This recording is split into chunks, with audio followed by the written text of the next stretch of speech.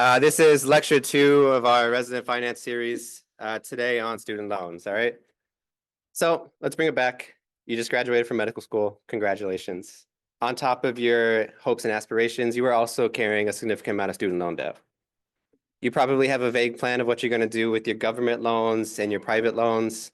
You probably signed up for Repay because it offered you the lowest monthly payments, also as a way to get PSLF. And we'll talk about kind of this decision later.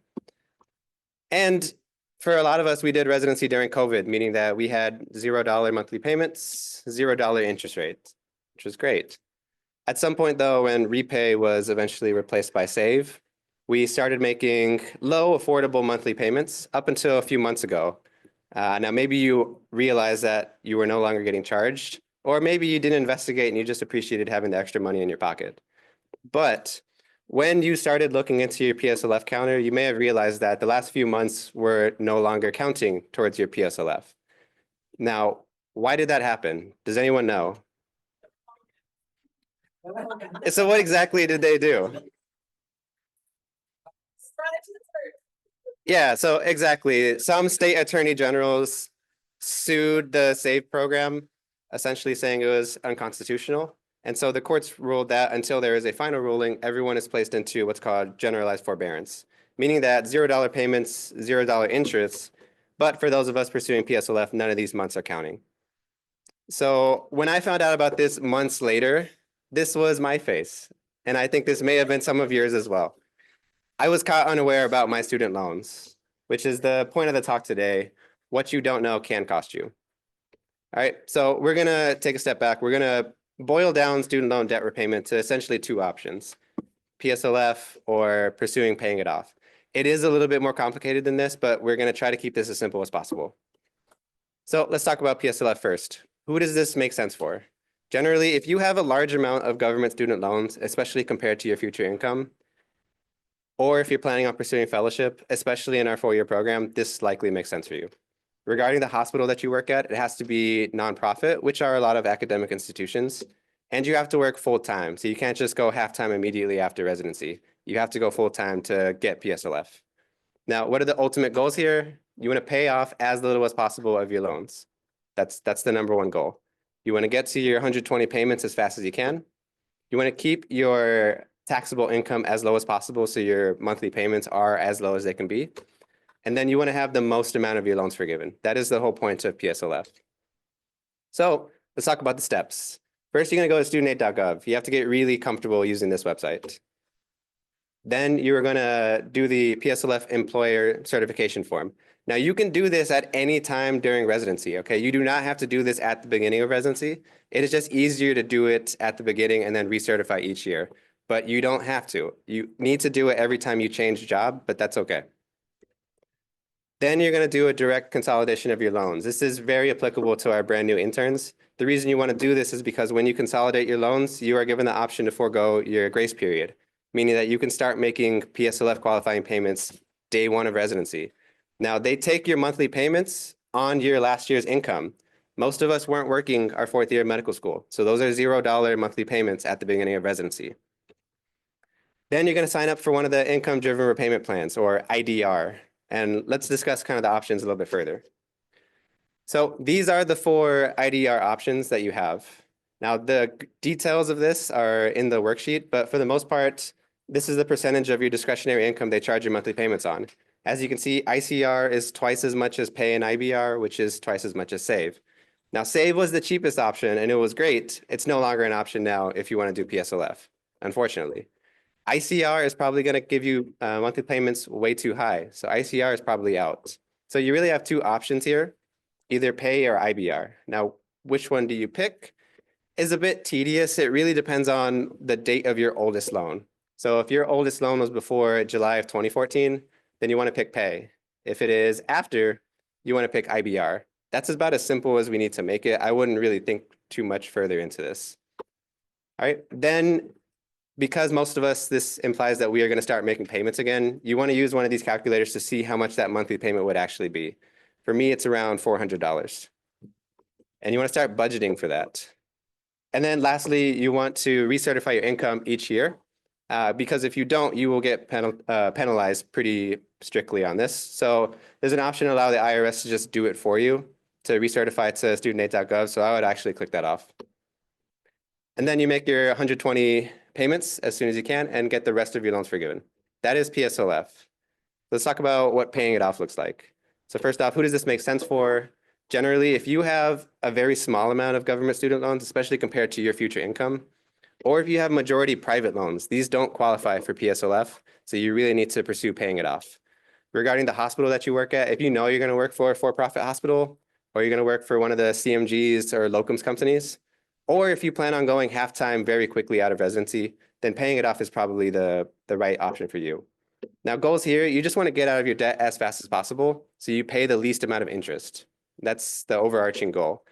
And you want to carry the lowest interest rate that you qualify for. So we all have interest rates on our original loans right now.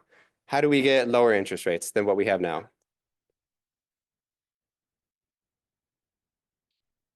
Not consolidate, recertify, or refinance, sorry. If you refinance your loans, what that essentially means is you are asking a company to pay off your loans for you, and in return, they give you a new loan agreement. So why would you do this? Mostly because you can get a lower interest rate than what you already have now. You can also use this to get a lower monthly payment, but for the most part, it's really for the lowest interest rate. Now, the cons of this is that if you go this route, there is no turning back. You cannot decide later that, oh, I want to pursue PSLF. If you do this, then you are doing this. There's no turning back. So the steps for this, you're going to find one of these companies that are willing to pay off your loans for you. You want to shop around too to see which one will give you the lowest interest rate. You are then going to upload your information, and a big portion of what they will offer you is your credit score. So hopefully you've been building some good credit over these residency years. And then they are going to give you an amount of years that you can use to pay off your loans. And based on that, they're going to give you an interest rate and how much a monthly payment will be. So if you pick a lower amount of years to pay off your loans, you will have a higher monthly payment, but you will get a generally lower interest rate, and vice versa. Now, to point out, you can likely get better numbers than these. This is just a graphic, but that is generally how you end up making these refinance decisions. Then you're going to make your monthly payments until you pay off your loans. Now, of note, there are some companies that will give you resident and fellow repayment options, which means that they will only charge you $100 a month during residency, so they're at least reasonable payments. So that is an option for some companies. And then you pay off your loans, that's it. So for the majority of you guys in the crowd, you already have a plan likely in place. You're either doing PSLF or you're paying it off or you're somewhere in between. But to be really informed about this decision, we need to know one theme first. And that is that you sacrifice liquidity in return for faster debt repayment. This is one of the major keys. Now, what does this actually mean? To explain this, we need to discuss what liquidity means in the first place. So this is essentially how fast you'd be able to come up with money in the event of an unexpected and expensive expense. So your car broke down, or there's a house that you really want, and so you need to have that money available immediately. If you have all of your monthly budget essentially taken up by large monthly expenses already, such as a large student payment loan, then it might actually take you time to get that money together to actually pay for that expense. And you could garner fees or miss out on that house in the meantime. So that's where our student loan decision comes into play. Let's talk about two different scenarios. If you pick PSLF, you are capped at a monthly payment, usually somewhere around this number. Whereas if you pick paying it off quickly, you may end up needing to make kind of $8,000 monthly payments. All right, so the difference between this two is $5,500. But really what you are balancing here is your peace of mind of not having loans anymore versus having this extra monthly money available. Now, is one answer better than the other? It kind of depends on how you would actually spend this money. So if you decided to put this extra money into the market and take advantage of time in the market to allow compounding to take effect, then paying your loans off aggressively likely doesn't make as much sense in this case. If for some reason you have no faith that PSLF is going to continue, or that you won't get grandfathered into this if something were to happen, then another thing you could do with this money is put it into what's called a PSLF side fund, and you just allocate money every month so that if they take PSLF away, you have a big chunk right there already. If you know yourself though, and you know that with any discretionary income, you'd be popping bottles and buying the most expensive car or the biggest house, then maybe paying off your loans aggressively makes sense for you. The ultimate decision is less important than actually being informed about it. So where does that leave us in 2025? Unfortunately, we have to confront an important truth. If you have student loans, you don't have the luxury of ignoring the politics behind loan forgiveness. Both parties have very differing views on loan forgiveness, and right now we are living through one of the really stark contrasts during this transition. So what does this mean for SAVE? If you're pursuing PSLF, you need to get off of this and get on one of the other IDR plans. If you really don't think you can afford the monthly payments, then you can stay on SAVE, just knowing that these won't count these months, kind of the next few months. If you are pursuing paying it off, stay on SAVE as long as you can. $0 monthly payments, $0 interest, that's best case scenario. Stay on this until the government forces you off and then recertify. PSLF is likely going to be safe.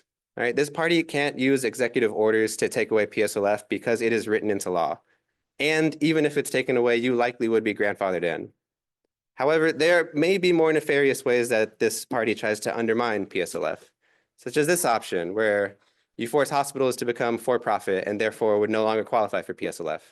Now, I'm not saying that this is going to happen, and there are a lot of incentives for this not to happen. But the general gist is this: you need to stay up to date on these topics, especially right now in this kind of changing political climate. Now, it's not an impossible task. There are ways we can stay educated on these topics during these transition periods, such as following experts like these.